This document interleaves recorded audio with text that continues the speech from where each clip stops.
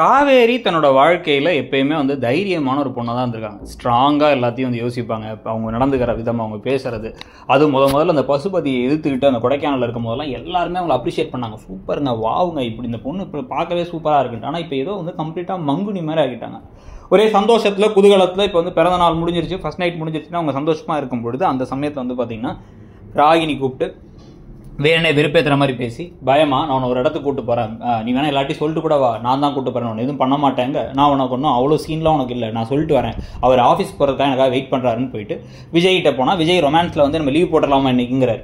அதெல்லாம் வேணாம், நான் ராகினி கூப்பிட்டா எங்கேயோ போயிட்டு வரேன்னா, சரி ஏதோ தேவையில்லாம எதுக்கு அப்படின்னா அவள் பயப்படுறேன்னு நினச்சிப்பான், நான் போயிட்டு வரேன் அப்படின்னு கிளம்புறாங்க.